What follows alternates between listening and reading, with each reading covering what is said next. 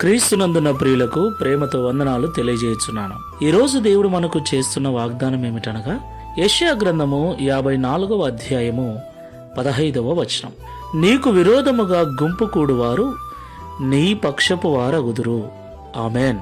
నా ప్రియమైన సహోదరి సహోదరులారా, ఈ లోకంలో జీవిస్తున్న మనము ఎంత మంచిగా బ్రతుకుతున్నా, ఎంత ప్రార్థనా జీవితం కలిగినా, ఎంత నెమ్మదిగా ఉన్నప్పటికీ మనమంటే గిట్టని వారు, సరిపోని వారు ఎవరో ఒకరు ఎక్కడో ఒక చోట ఉండనే ఉంటారు.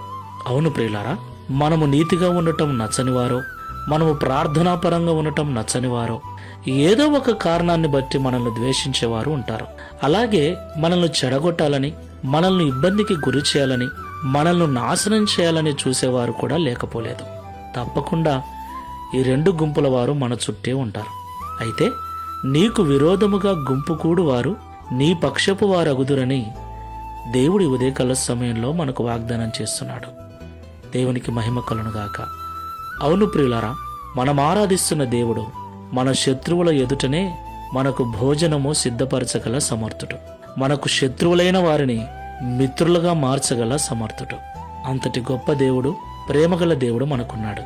కాబట్టి మనకు విరోధముగా వినబడుతున్న మాటలను బట్టి, మనకు విరోధముగా మనుషులు చేస్తున్న ఆలోచనలను బట్టి భయపడక, దేవుడు చేస్తున్న ఈ వాగ్దానమును బట్టి విశ్వాసముతో ప్రార్థనాపూర్వకంగా ముందుకు వెళ్దాం. ప్రార్థన చేసుకుందాం.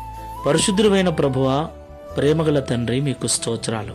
ప్రేమ స్వరూపుడవునైనా నీవు ఎంత ఘోర పాపినైనా క్షమించగల మనసున్న దేవుడవు తండ్రి, నీకు స్తోత్రాలు. ఈ లోకంలో నీ బిడ్డలుగా జీవిస్తున్న మమ్ములను ద్వేషించేవారు, దూషించేవారు, మా నాశనాన్ని కోరుకునేవారు ఎవరో ఒకరు ఉండనే ఉంటారని మాతో మాట్లాడారు. అవును తండ్రి, కొన్నిసార్లు ఏ కారణం లేకుండానే నిందించేవారు, దూషించేవారు మా చుట్టూనే తిరుగుతూ మా నాశనాన్ని, పతనాన్ని కోరుకునేవారు ఉన్నారు.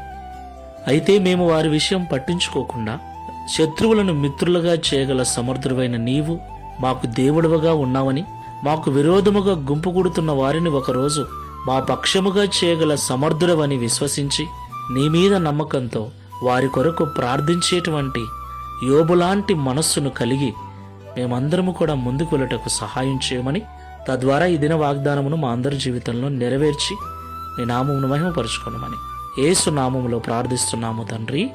Amen. Praise the lord. God bless you.